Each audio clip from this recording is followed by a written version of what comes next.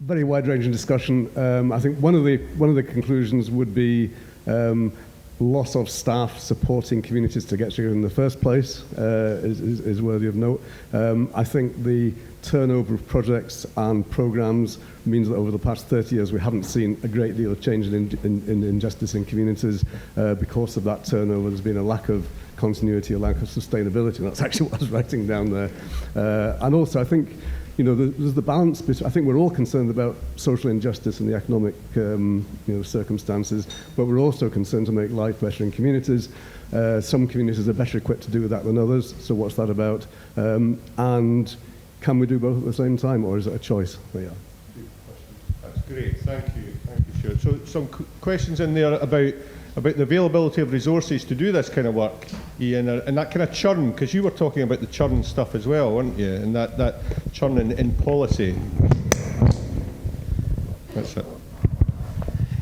Yeah, I mean, quite clearly the resource question is a major challenge. There has to be resources there. But I think we've also got to think about how we support communities, because we spoke to our members about 18 months ago about asking them to think back to the early stage of development and what support was useful to them. And it's quite clear there's limits to what you can do on a voluntary basis. So they do want staff support. But quite crucially, what they said was, we don't want support particularly from outside agencies. We want money to employ our own staff. That's how we build our own capacity. And we have more control over that. So even in terms of capacity building, I think there's a sort of slight change in the kind of context and the culture that we've got to recognise.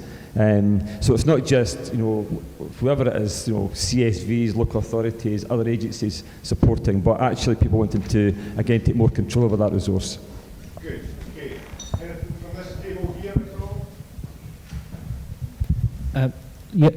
We talked about, again, the capacity. Where's the capacity to support communities, not just once they've got an asset, but actually leading up to taking control of an asset. So when you talk about the capacity, and that's through employment, we talked about capacity actually to get a community group up to skills, with the skills and confidence to take over an asset and engage with.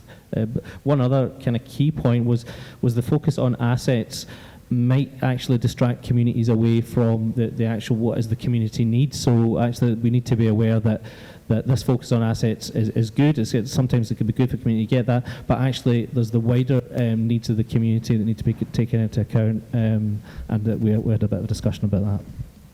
Okay, good. That was more your kind of point, Lynn, about that distraction. I'd rather hear from more. Okay. Can I respond to that idea? I mean, I think we come across the idea quite often that this is a sort of middle-class activity, and it's something that we would sort of challenge. I think if you're looking at urban development trusts, then you need to look at England, where there's far more longer, they've been in the developing for longer. If you go to somewhere like the Goodwin Trust in Hull, which basically formed from 3 tenants associations, working class people. The Goodwin Trust is now the 13th biggest employer in Hull. And I think you've got to look at what they did and how they did it. It's not rocket science. What we're suggesting is not particularly new, but I think there's a danger that we assume that communities haven't got the capacity sometimes, and that what we need is to look at how we identify and support that capacity, certainly. But again, we want to be careful about not just making an assumption that because people are living in a community with lots of deprivation, there's just no capacity to do this sort of thing. Okay, good.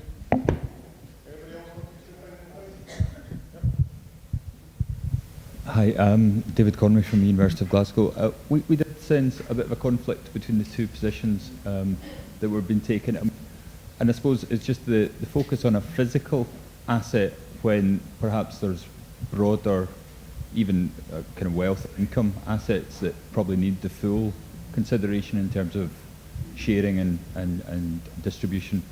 And it was quite an interesting point just at the end around where the resource is coming from, the ownership. Is it funded from banks, in which case they own the asset until you pay it off, or where is the actual the money coming from?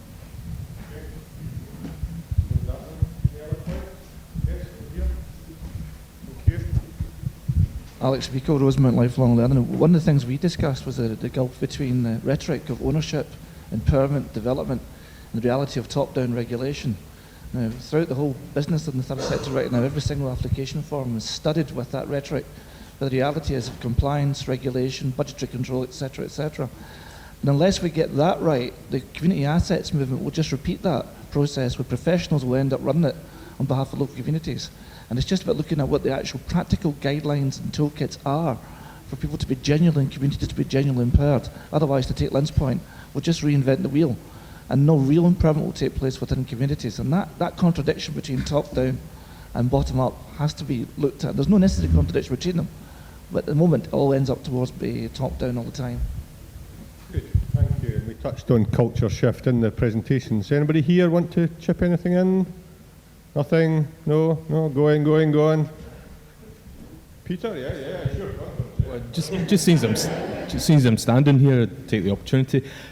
One of the things that we were discussing at the table at the back was the balance between communities making use of their assets, doing things themselves and transforming their communities, and the kind of trends that Lynn was talking about. And one of the concerns certainly that I have, and we've heard voiced at various times, is that this agenda, whilst I think everyone has so far said is not a panacea for poverty, but certainly many of the people who talk about this agenda within government, and no one's mentioned the dreaded big society at the moment, possibly fortunately, but it is presented as a panacea to poverty.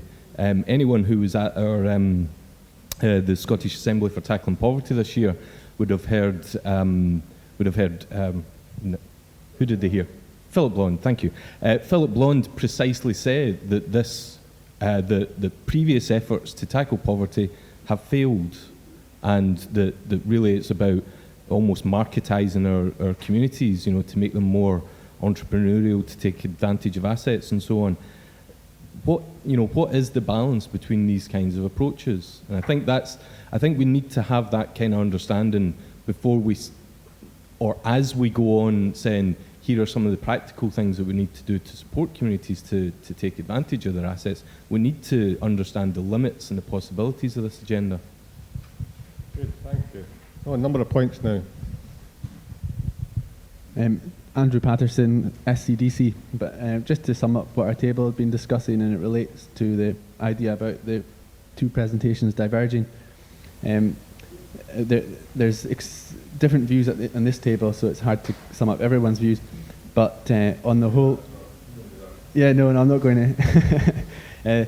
There was just that a kind of feeling that although there's a divergence, there's a meeting point somewhere here, and it's just a case of not forgetting that there's big issues about redistribution and inequality and where the money is, and communities, if they're going to be taking on assets or we're using asset-based approaches, there just needs to be the resources behind that, and I think that sums it up.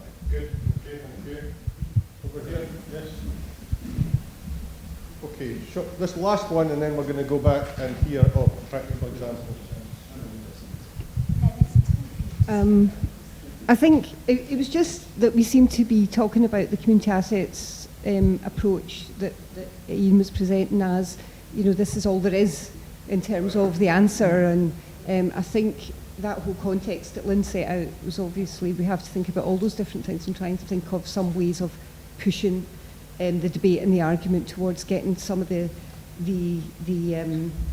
issues that she identified, the myths that she identified, the way things were flipped on their head, and the dependency of the rich on the system that we have and how it works so well for them. So, we also have to think of ways that we get that all out into the open. Community asset thing has been around for a long time, and the danger is, as someone was saying, it's like social mobility for communities, and what about the people that can't access even those kind of opportunities? And so the structural things need to change alongside all of it. Very good point. Social mobility for communities. That's a good one. I'll remember that one. Okay, this is definitely the last point before we move into the next session. I'm slightly concerned that there's a disconnect here between the the drive in order to transfer assets into the local community, particularly from a local authority point of view, because I mean it's very much been driven kind of sort of from a fiscal policy point of view. It's about actually reducing your running costs, your overheads and things like that. So, and touching on this issue about resources in order to actually support communities down that path, and that resource is dwindling at the same time as the revenue budgets are actually dwindling. So there is not the professional support there in order to take communities down this particular route. So I'm just concerned that there's a bit of kind of say the tail wagging the dog here, and we're transferring the assets, and in Fife we're taking a particular line with the transfer of assets. We're very much encouraging organisations to actually put business plans together to actually to bid for assets that we have decided are surplus to requirements. And what we're actually getting is very much single interest organisations coming forward, like the Scouts and like organisations like that. Now, I'm not having a go at the Scouts, but you know, they don't have the wider interest of the community at heart when they're actually taking on the assets. So in some respects, what we could be doing essentially is actually stacking up problems for ourselves in the future if we're actually serious about actually getting people to interact socially more than what they've been doing in the last 20, 30 years. It's just, you know, it potentially could be a time bomb actually waiting to hit us socially. So. Good, okay, that's a good caution then, a time bomb, and the question as to whether the Scouts are the community or not, indeed. Okay then, so thank you for your participation in that, and thank you also to Lynn and to Ian for those presentations. I hope you'll stay with us as we move through